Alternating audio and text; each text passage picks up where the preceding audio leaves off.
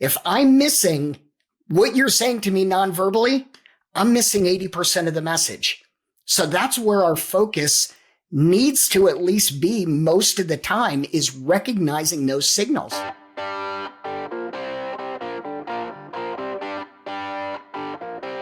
Hi there, I'm Ryan Munsey, and I am so glad that you're here with us today on this episode of the Move the Chains podcast.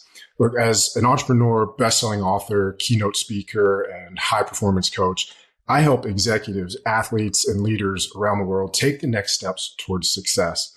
Every week on this show, I'm going to bring you the very best of the tools, tips, strategies that we're using to achieve those big dreams, and also interview some of the world's most successful folks and other coaches and amazing minds to help you learn more about how other people are managing to push through, to move the chains and achieve their dreams.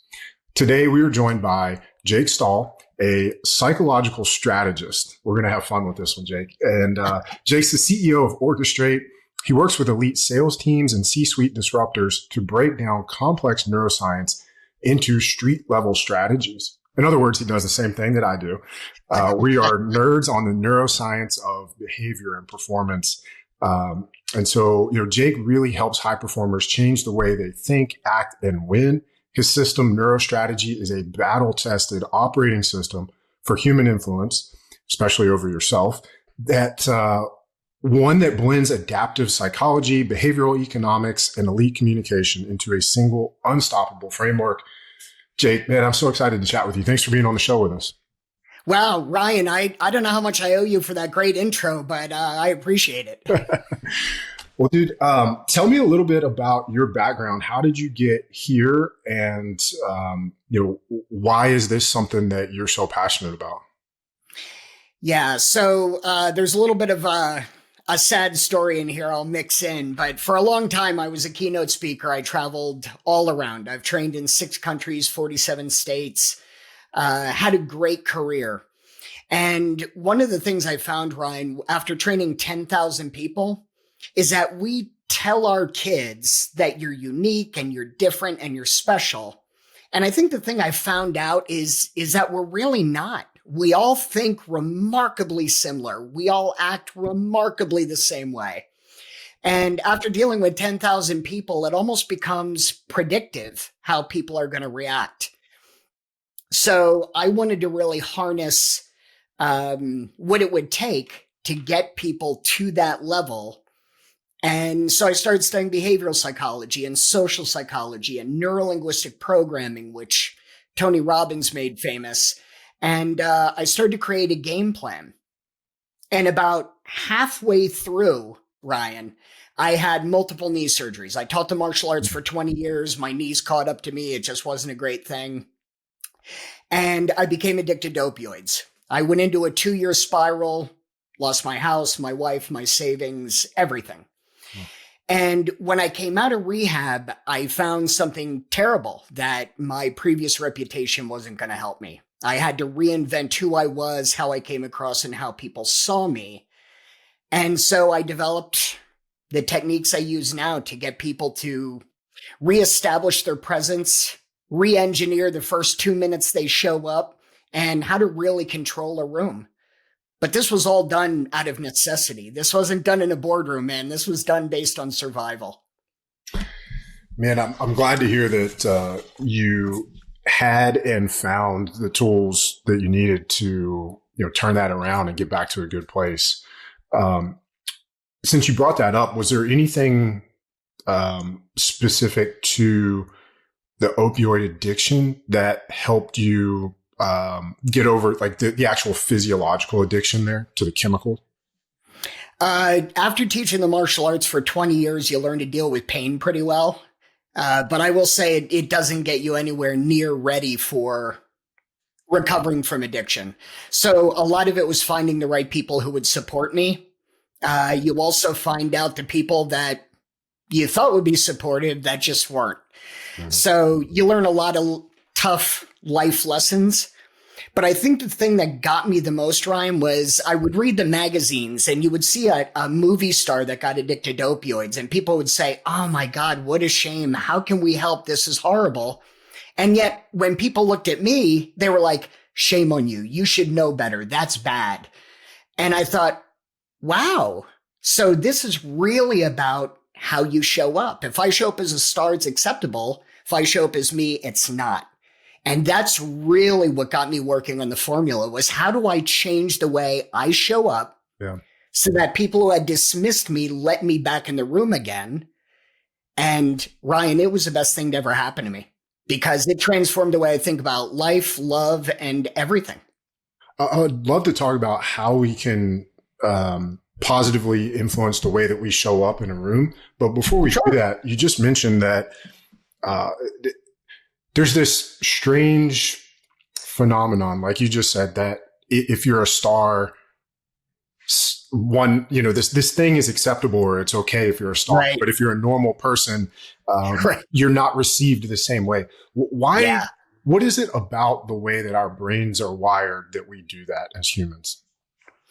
Well, it's based, in my opinion, it's based on the familiar and the unfamiliar. So when you see a movie star, when you watch them in movies or you watch their interviews, you get kind of this informal bond. I know them and I know what they're like and I've watched their characters and I've kind of grown up with them.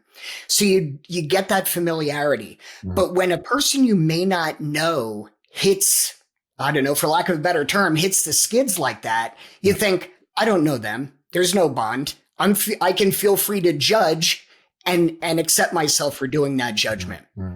So in my opinion, it's the familiarity that creates the disconnect for most people. Yeah, that makes total sense. I mean, if I didn't know you and the only thing I knew about you was, hitting the skids or opioid addiction or, whatever it is, like that's my only data point that I can attach to you. That's interesting. It makes total sense. So a minute ago, you said the first 2 minutes you're in a room. I'd love to hear how we own that, how we really command that presence and drive, the impact or, be seen the way we want to be seen. Yeah, absolutely, Ryan. So when I work with my clients, one of the biggest things I notice is that there's a distinct lack of preparation.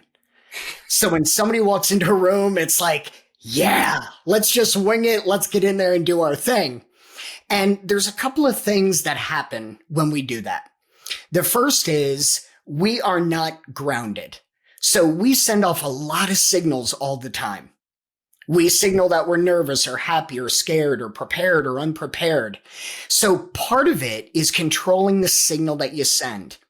And Ryan, one thing I teach all of my clients is before you go into any room, ground yourself. Stand, feel your feet on the ground, feel your heels digging in, feel everything from head to toe. How am I breathing? What do my shoulders look like? What's my posture look like? So you start to prepare yourself, but when you feel the ground under your feet, it's very stabilizing. When you straighten your spine, it gives you pride. There's actually a lot of documentation that says if you push your chest out, you almost can't help but feel confident. Put a smile on your face.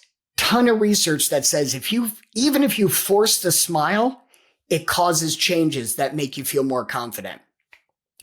And last but not least, Ryan, this is really cool. They've done a lot of studies that say when we say to ourselves, I'm going to be fine, I'm going to do great, it's not as powerful as talking to yourself in the third person and saying, Jake's going to do great. Jake's going to be powerful in that room. So the studies that were done on that were amazing. They found that people who do that before a talk actually perform up to 40 times better than they would have had they gone out saying, I'm not nervous, I'm going to do okay. I hope you're a Seinfeld fan because I'm just thinking about Jimmy's going to be awesome. Jimmy can dunk. So true. I remember that episode. I'm a huge Seinfeld fan. All right.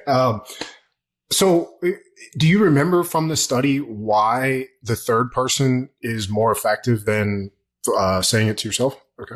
I do. The scientists felt that because you refer to yourself in the third person, you're actually talking to yourself as almost like an outside observer. You're separating yourself from yourself so much that it's almost like another person talking to you. Yeah. So they actually felt that that separation was enough to make that change in performance, which I find absolutely fascinating. Yeah, that's super cool. We had a guest on recently, Tamsin Webster, and if folks haven't listened to that one, we'll link it in the show notes. But Tamsin was talking about a very similar concept with keynote speaking, delivering messages, but also she's got a great background in marketing. And for whatever reason you're trying to get the message through, the subconscious sort of plays gatekeeper. And so like we could use affirmations as an example. And when we say something like, I am rich or I am strong, the subconscious can actually reject it because it's going to say, well, I know what your bank account says. Like, no, you're not rich. Or if I say I am strong, okay, prove it. And so this isn't specific to her. These examples aren't specific to her interview.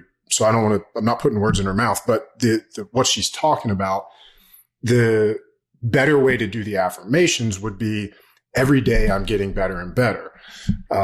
Because the subconscious can't contradict that or call bullshit on that. And so, I think it's a very similar concept where if I was, backstage before I go deliver a keynote, if I'm saying, hey, I'm going to do great, my subconscious can be like, well, no, you didn't prepare as much as you did, or like you get stuck at this spot.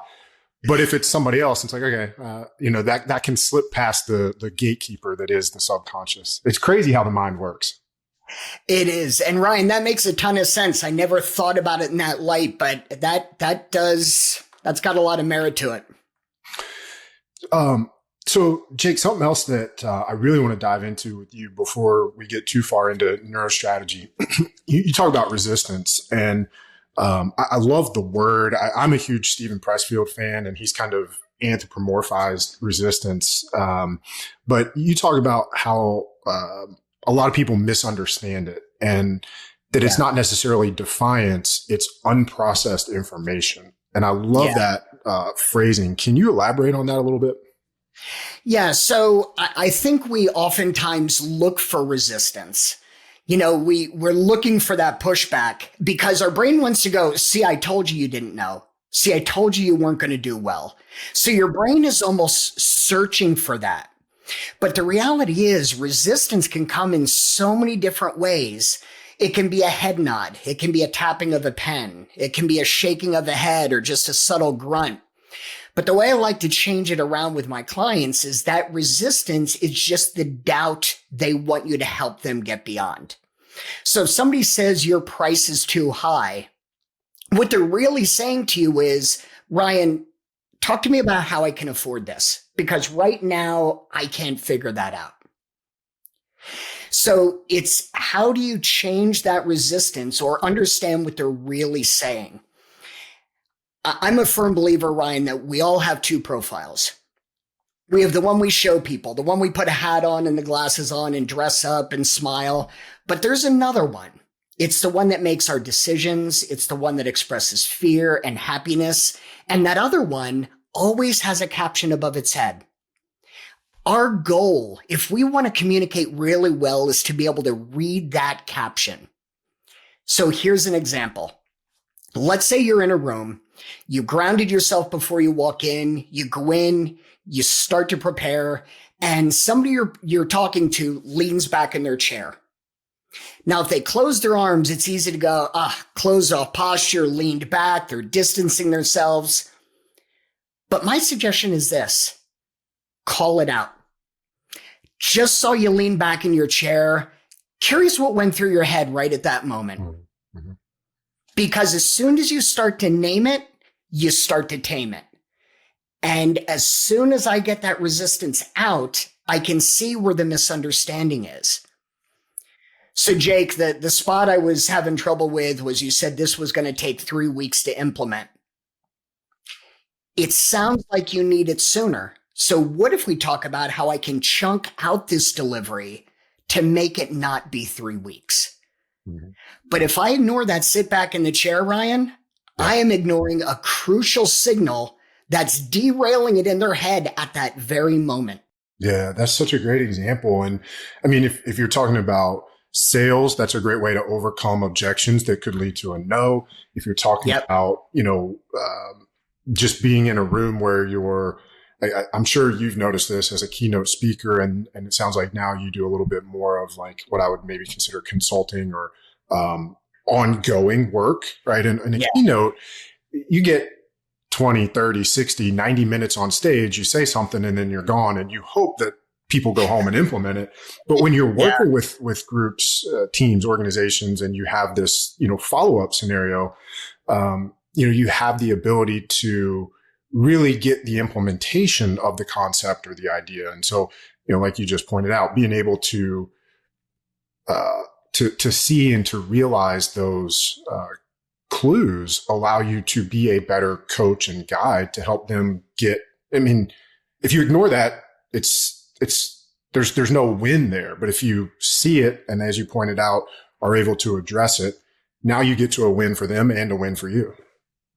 Well, and Ryan, you just said something really crucial. You said if you ignore it. The fact of the matter is, and we know this, that 80 to 85% of our communication is nonverbal. Mm. So think about that. Let's put that into perspective. Let's say you're listening to somebody and they're giving you instructions on how to earn $1 million in an hour. All right. So you need to focus for that hour. But 80% of what they say is garbled. Think about the implications of that. You're not going to know how to do it. You just spent an hour and you missed 80% of it. It's no different with nonverbal communication. If I'm missing what you're saying to me nonverbally, I'm missing 80% of the message. So that's where our focus needs to at least be most of the time, is recognizing those signals. Yeah. Yeah, that's a great point. That's a really good point. I'm curious, maybe getting ahead here, but I would love to know how you are teaching this. Maybe not teaching it. That's not the right word. I think it's fairly obvious to make the connection of how you teach this to an individual, and then have the individual, implement and do the things. At an organizational level, how are you getting them past hearing it? And then how do you, what does this look like for implementation at an organizational level? What do you understand what I'm trying to ask? I do. Yeah. So how do you make a group of people understand this process and do it effectively? Yeah. Right? I think it's the doing it. What does this look like when it becomes a collaborative process that's actually happening? Yeah, so I use a process that I call Strata. It's an acronym. Okay. But what we do is we teach this step by step. And the first letter in Strata is signal. Mm-hmm. So what we do is we talk about signals. And for 1 full week, I ask people just to look for signals. What'd you notice in that conversation? Well, I noticed Ryan took a lot of notes. I noticed he kept great eye contact with me when he was asking questions. I noticed that he didn't emote a lot. Great. That's all I want you to notice for a week.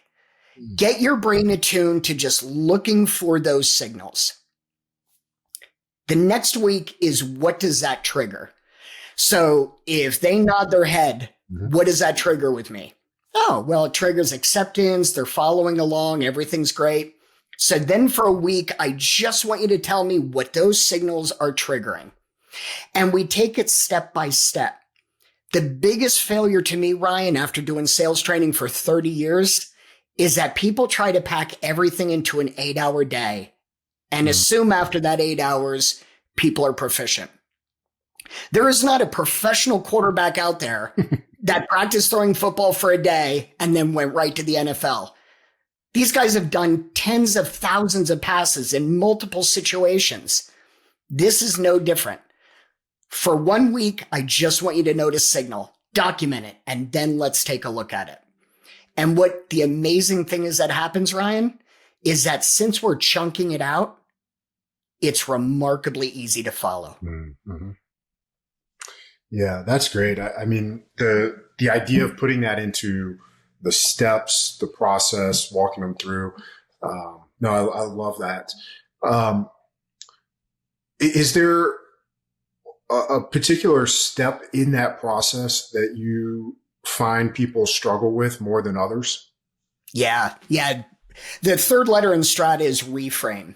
So how do we reframe what that person is actually thinking? And let me give you an example. The one I like to use is if a doctor says to you, Ryan, you have X disease and it's got a 30% mortality rate. Well, that is certainly hard to swallow, right? Mm-hmm.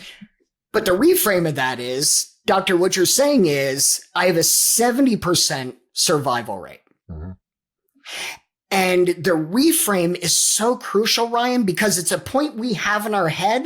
Mm-hmm. We just often don't know how to express it. And here's another good example. My wife and I just moved a year ago, and I really wanted a garage on the new house. And my wife said to me one day, she goes, well, it sounds like all you really want is storage. You're not worried about parking the cars. I said, that's right. She goes, why don't we just get a shed? And I'm like, wow, yeah, we could do that. And that would be a lot cheaper. But it was a clever reframe. Mm-hmm. Mm-hmm. It sounds like you're really just looking for storage. Somebody brings in a high price tag. Jake, that's super expensive. It sounds like budget's a concern for you. The reframe is simple and easy, but Ryan, most people don't do it. Reflecting back something in a different way is very, very powerful. And so reframe is a place we spend a lot of time. Yeah, I love that you do that. Reframing is something that I use personally a lot. I teach it. I'm curious, do you have tips or tactics that you're teaching your folks to help them, Yes. Catch themselves or to like, how do you coach them to be able to use the reframe?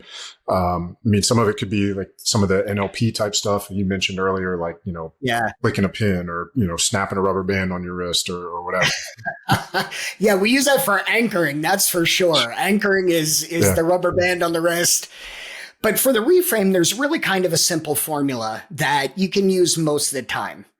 And the first piece of that is mirroring back what they said, but just in a different way. So in the case of my wife, she said, it sounds like you're just looking for more storage. Mm-hmm. Then it's a sentence that says, you're not, you are. So Jake, it sounds like you're not looking for a garage. You're looking for a place to put your stuff. Mm-hmm. It's like, oh, yeah, that's exactly what I'm looking for. And then it's kind of the closing statement, whatever that is. And that's why a shed is going to be a much more cost-effective direction for us to go and not have to worry about permits and construction and everything else. So it's a repeat back. It's a you're not, you are.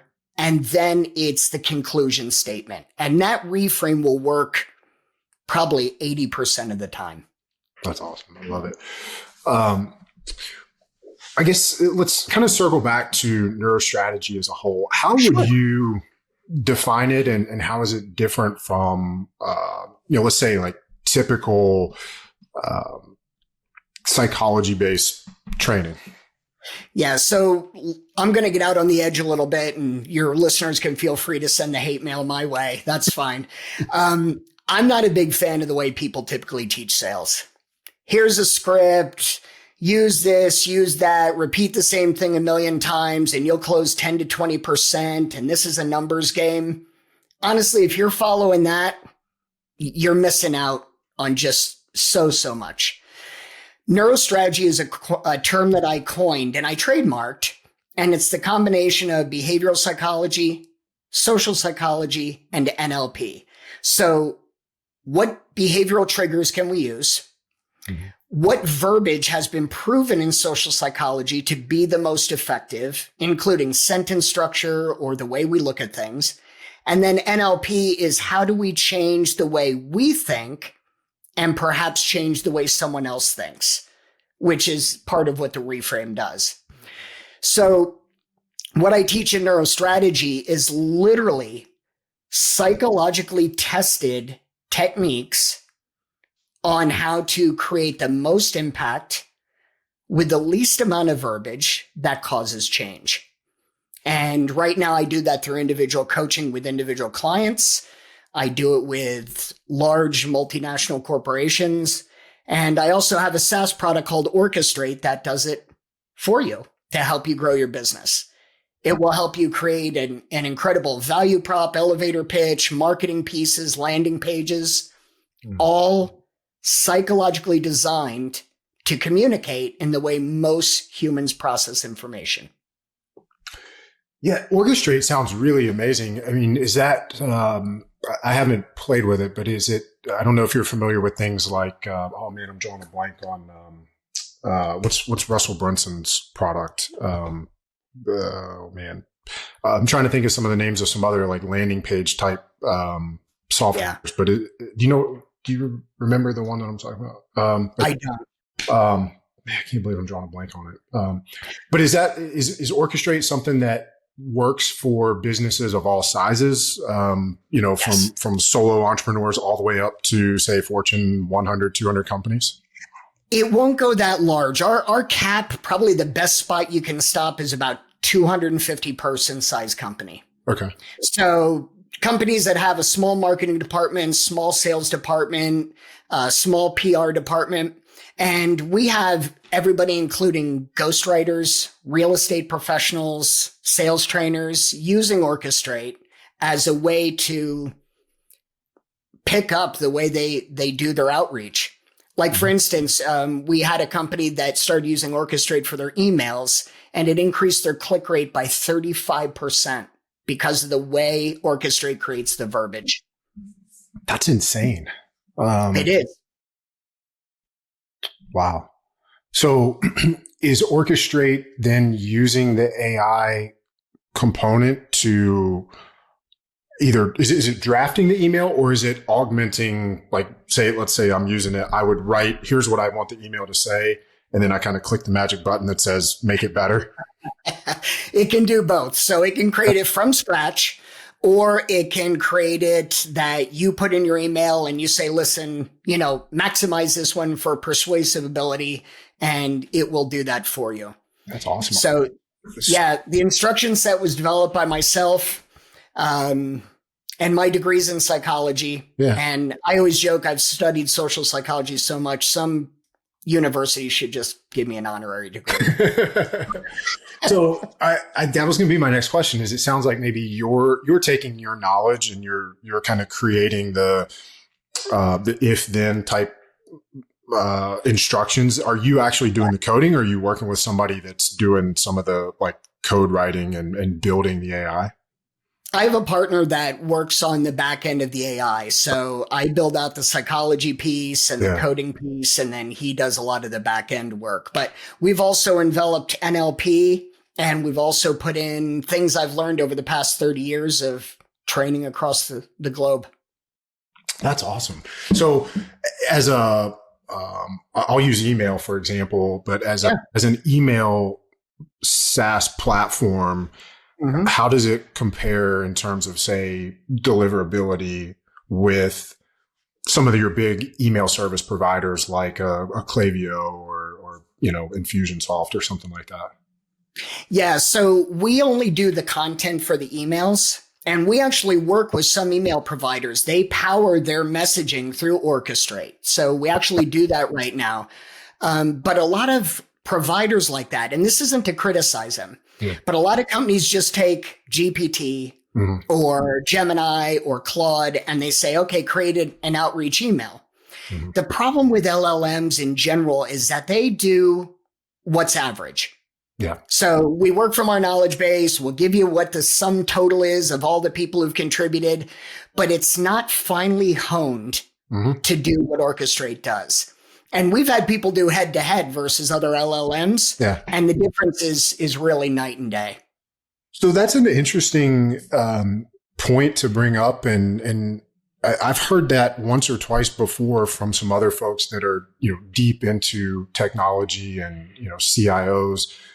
With my background in health and fitness and, the wellness side of things, when we look at people's blood work, lab values, a lot of times you see what's called the normal range. And, Correct. I will remind folks that, the normal range is exactly what you just described, where, it's basically the cross section of, the middle of the road, the middle of the bell curve for the United States. And if I look around and if I'm being honest and objective, do I want to be average American healthy? And the answer is Right. no. And so being in that normal range, while it might give me a green score on my lab values, it may not in reality be, where I want that particular lab value to reside. And so where I'm going with this is, when you have numbers that are from data sets like that, normal is not the same thing as optimal. And so to your point with LLMs and a lot of AI in general, is that something that we should be aware of as we engage with AI going forward, that, there's sort of this, say, like reversion to the mean? And if we want optimal for certain use cases, that we should be pursuing, I don't know, I guess the terminology in this case would be like, use case specific tools. Yeah. My opinion is yes. Okay. There's a lot of AIs that are out there right now. And the unfortunate part is, Ryan, that AI is easy to implement. You create an API adapter and you can tap into it, but very few companies are doing the work then to make it really helpful for people. It's just like, well, listen, it's using AI. And everybody thinks AI, oh my God, this is the latest, greatest thing. And the unfortunate part is that AI just pulls from what's out there. So you're going to get average. And Ryan, in your ballpark here, let me tell you this. I am huge into longevity. Huge. So I studied, I followed, I listened to podcasts on it. And so I asked GPT, I said, tell me what my protein daily dose should be. So it went out and it came back with a number. And I said back to it, I said, I know for a fact that's wrong. I said, the latest studies showed that my protein should be X number of grams per pound. And it said back to me, it said, you're right, but I was just pulling from the accepted norms. So GPT, Gemini, they're great. I'm not knocking them, but they're going to pull from accepted norms. Mm-hmm. And the unfortunate part, Ryan, is every year there's about 5 million new businesses that start. 90% of them will not last a year. So if you're pulling from accepted norms, you're not going to last a year. So what would your advice be for our listeners in how they should interact with AI to, is there a master prompt, or is there a question that we can ask anytime we get an answer that helps us avoid those accepted norm responses? One of the things you can definitely ask is, what is the latest research or what is the latest data show on this? Okay. And what you'll find is that the AI will come back then and say, oh, you wanted that. Mm-hmm. So here it is. And, it's just important to not accept the output from the AI at face value, because it's just going to tell you what it knows and what's generally accepted as true. And we all know that things change so fast, Ryan. What's generally accepted as true is not necessarily the case. Think of the RDA for vitamins. The recommended daily allowance is for your average couch potato, just to survive and just to maintain. Right. But if you want to increase your performance, that RDA should probably be higher for most everything you're taking, right? Yeah. And I mean, so now you get into this conversation of individuals have to maintain their ability to think critically and to run things through, the scaffolding of goal and context. And then it just goes back to, it's like just because your doctor said it doesn't mean that's what you should do. And so, and to your point with a lot of folks are using AI as a time-saving mechanism. But now we're telling them, hey, yeah, it can save you time, but you also have to maybe think twice or think critically about it. And I think that's where a lot of folks are getting into trouble, because they want to just assume that, hey, this is what it spit out. This is the best answer. This is the right thing. And I'm just going to run with that. And you certainly should not be doing that if you're looking for optimal or ideal. Yeah, it's I don't think garbage in, garbage out has ever been more relevant than it is today. At least when you designed a computer program and you did garbage in, garbage out, you knew the data coming out wasn't great, or you got an error. With AI, it's like, oh, hey, I'll help you. And it just spits something out and we take it as fact. Again, not knocking AI, just saying there's a level of caution that needs to be exercised. Yeah. I want to switch gears a little bit, move off of AI. You mentioned you're a big fan of longevity. How does this your study of neurostrategy, like how can we roll that into longevity, not just from a performance in the workplace standpoint, but in the sense of physical, maybe preventing cognitive decline, happiness or fulfillment in the long run? Wow, there's a lot to unpack there. And I love that you asked. I once talked to a scientist a long time ago, and he gave me an answer that changed the way I thought about longevity altogether. I said to him, I notice you exercise a lot. And I said, but what do you do for your brain? And he said, Jake, the reason I exercise a lot is I have to carry my brain around. So it's got to have places to go and things to see. So if I don't take care of my body, my brain's not going to follow. And so we got talking about how he took care of his body and that, the exercise regimen he did and the supplements he took. And that really changed a lot of things for me because I thought, when we think about taking care of ourselves, we think about eating right and we think about exercising, but very few people talk about what you just discussed. Mental wellness, how the brain ages. And that to me is a big piece of this, is taking the whole. I'm on a really strict supplement regimen. And I read a lot of the studies on brain health and slowing down brain aging. Because let's face it, Ryan, we all retire at the age of 65. But a lot of people at the age of 65 are at a place where they can no longer enjoy life because they haven't taken care of their brain or their body. And part of this is just establishing a routine. And I've heard you talk about this in your podcast before. Just do something small, make it a routine. Mm-hmm. Mm-hmm. Yeah. Did that answer your question? Yeah, for sure. And I mean, you're starting to touch on this concept of move the chains. And I mean, that's the name of the podcast. And so it's, there's actually a lot of, I'll say neurostrategy to borrow your term, wrapped up in simply moving the chains. I mean, there's a lot of science around, picking a short, you have an objective, you have a time frame, you get the dopamine hit from doing the thing, and then you can keep the ball rolling. There's an acronym for that. I forget what it's called, but it's like DPO or something. But it's when you build that habit and you start to get momentum, it's kind of a self-perpetuating cycle. And so that's one of the things that I encourage people to do is to apply that concept to every area of your life that matters to you. And so whether that's, brain health, physical health, financial health, your business, all of these things. And so, we've been fortunate to have a lot of guests on recently who have kind of been able to touch on a lot of those areas. And so, we're taking that concept and helping people get better, not just in the weight room or at crossword puzzles, but, in all these other areas. And so, now I think, that's a great answer, Jake. I think I'd love to go back and you mentioned triggers. Yep. And I forgot to ask you a couple of questions on that. How are you using, whether it's emotional triggers or the psychological triggers to help people? I guess there's two sides of that, right? Like you have to recognize it in yourself and what is that triggering in you, so that we can make better decisions or decisions that are better aligned with our goals and our values.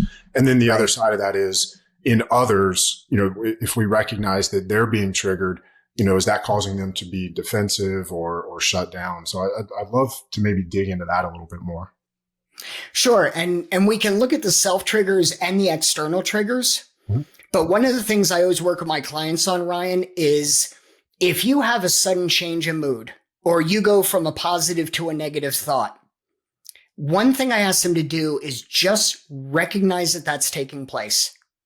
So if I've had a great morning and all of a sudden I'm in a lousy mood, what exactly happened? Was it something I saw? Was it something I heard? And just name it.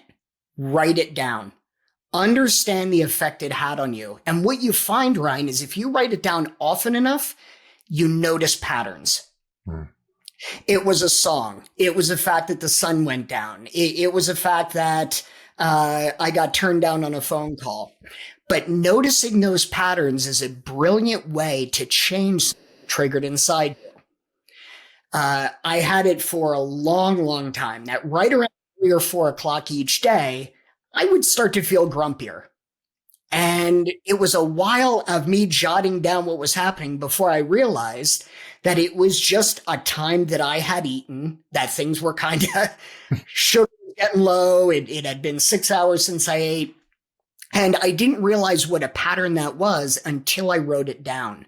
And when I solved that, I was amazed at how I didn't have to worry about anything at 4 o'clock in the afternoon anymore because it was solved. But noticing it in other people, Ryan, is even more crucial. Yep. I'll give you an example. I was just on a phone call with a couple of prospects. It was a male and a female. And I was on Zoom with them. And this woman had an amazing set of glasses and earrings that matched. And I had never seen somebody match earrings and glasses before. I mean, they were like the frame.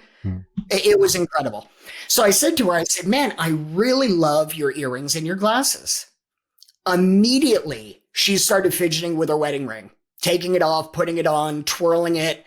It was almost obsessive. And what I realized was I triggered something maybe intimate or uncomfortable, and it became about her. And so I had to reframe it and re-anchor her to something else.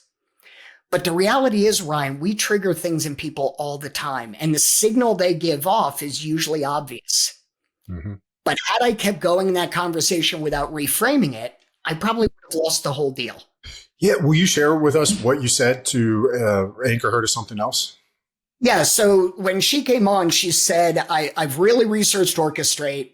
I have a lot of background knowledge and I'm anxious to share it with you.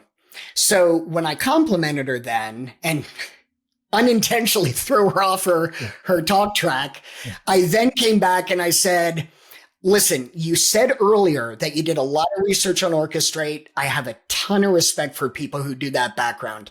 Tell me what you discovered. Immediately, the fidgeting stopped. The focus changed. She came back forward and we were back on track again. That's awesome. Yeah. But noticing those triggers is just, it's critical. It could be an eye roll, a turn away, anything. Let's go back to, you mentioned kind of paying attention to your triggers. And so you have a couple of examples. Maybe it's a song, maybe it's whatever else. I can see folks like let's say somebody does that awareness piece, journaling, whatever you want to call it, and they start tracking that, and they start to notice a pattern. Let's go with song. Yep. Maybe that's not the best example, but what I want to dig into with you is how we phrase certain things, because I know, with NLP, the importance Phrasing of language. Yeah. So how, like, once people come to you and they say, okay, here's the pattern. Yep. How are you coaching them to phrase or frame the pattern with language so that it doesn't become a fixed mindset of, I get sleepy every day at 4 o'clock, or right. Every time I hear this song, or this song makes me sad, whatever. So where I'm going with this is, like, when we phrase things like that, there's no space for it to be different in the future. Right. So I'm struggling to think of another example, but it might be like, in the past, I have struggled with closing sales. That's way different than saying, I suck at closing or I can't close. One of those, when we say in the past, I've struggled with this, it leaves the opportunity for things to be different in the future. So how are you coaching people to, phrase those pattern recognition pieces and go forward with that? What we do is we do a breakdown, and I like to call it the 3 whys. Okay. I know I've heard on your show you like to dig about 5 layers deep, which I think is awesome. Yeah. But I call it the 3 whys. Okay. So why are you feeling this way? Mm-hmm. And then, well, why is that? And then, well, why is that? And I'll give you a great example. The big thing nowadays is weight loss, right? I want to lose weight. I need to drop 10 pounds. Okay. Well, why? Well, I want to look better in a pair of jeans. Okay. I get that, but why? Well, I want my significant other to look at me more. I get that. And why is that important to you? Because it means I'm still important to them and they find me attractive. Okay. So then you don't want to lose weight. You want your significant other to find you attractive. And that's a whole different problem. Mm-hmm. We'll say I have trouble closing. It inevitably boils down to income. It's not I suck at closing. It's I'm not making as much as I want to make. And why is that? Well, I don't like the product I'm promoting. Okay, well, why are you promoting it? Well, because it was the only company that hired me. Okay, then you're not sucking at closing. You're at the wrong company with the wrong product. And as soon as we can nail down what the real dream outcome is, it's amazing how you can just open up the floor and start to solve for things. And that's that one's got me smiling because I think about when I first started as a personal trainer, I was at a big box gym and I sucked at selling personal training. And I know it wasn't that I sucked at sales. It was I was at the wrong place selling the wrong product because, to your point, as soon as I opened my own gym, I didn't have a problem getting members because I believed in the product and I believed in the company because they were mine. It wasn't, of course. It wasn't, the big box gym and having to do things their way. And so, there was also the fact that if I didn't sell, I couldn't pay rent and, put food on the table. But, that wasn't a whole lot different at the big box gym. So anyway, I love that. I want to shift gears a little bit. Let's go rapid fire for a second. I'll throw a couple of questions at you, and your goal here is short answers. Got it. Okay. So what is one limiting belief that leaders need to eliminate? That something is impossible. Okay. One underrated communication skill that creates influence. Listening. One question that every team should ask before a big pitch. What is the outcome I want to get as a result of this pitch? I love it. One book, habit, or idea that has recently shifted how you think. I will say it's a book series. It's the Go Giver series by Bob Berg. Okay. The Go Giver series is amazing. Okay. What about that, or what's the gist or main message there that really created a shift for you? The main message is just give. Give as much as you humanly can, and that will lead to whatever result you want. Got it. That's pretty awesome. It's a great series. You should read it. Yeah, I feel like I've heard the phrase "Go Giver," but I'm not familiar with the book series or the author's name. But I'll have to check that one out. Yeah, please do. Okay. Jake, tell our listeners where they can get more of you. And when you do that, we failed to mention so far, maybe we can talk about it now. Let's do that now. You've got a book that's coming out. I do. Probably 2 to 3 weeks after this episode publishes. What can you tell us about the book? So the book is called Own the Room: How to Communicate to Be Seen, Heard, and Respected. Okay.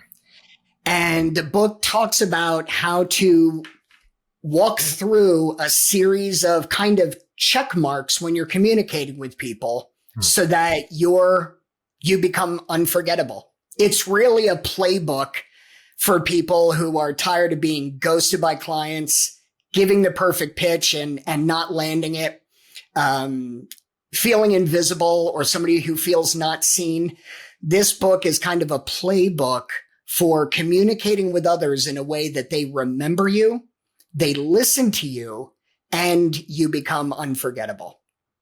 That's awesome. And it's for business as well as personal. So this is going to work in the boardroom or the bedroom.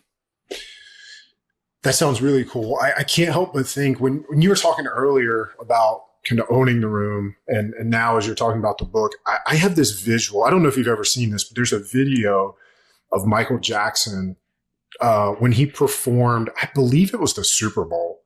And when they basically kick it to him, camera goes to him, everybody, all eyes are on him, and he just stands there, doesn't move, doesn't speak, there's no music, and he just stands there for a good, I don't know, I haven't seen the video in a while. I'm going to say 20, 25 seconds. And just that command is, I don't think I've ever seen anybody else do it quite like that on a stage that big, but that's my visual when you talk about owning the room. I love that visual. And I don't think I've seen that, but I have seen other people that come out and stand on stage and the entire room just bends to them. Yeah. It's like a shift in reality while that person's on the stage. And yeah, my book takes you a long way towards being able to do that. My goal when people read the book is to never, ever walk into a room the same way again. And the book is filled with stories, real life examples of my coaching, workbooks so that you can work through different puzzles and really understand it. And it will take you everything from a high stakes business meeting down to visiting your doctor at the office. Sounds like it's going to be an awesome book. Where can folks get it? We'll put links in the show notes to make it easy on people. Yeah, it'll be available on Amazon and it'll be available in any bookstore. Okay. And then while we're talking about this, where can folks get more of you and your work, learn more about Orchestrate, Neurostrategy? Yeah, so they can go, most people just hit me on LinkedIn. So I'm at LinkedIn under Jake Stahl. There's a lot of Jake Stahls, but I'm the only one that looks like me. And if you can't see me because you're only listening, then I'm the CEO of Orchestrate. You can also go to my website for Orchestrate, and it's spelled ORCHESTRAIGHT because it's the straightest line to success.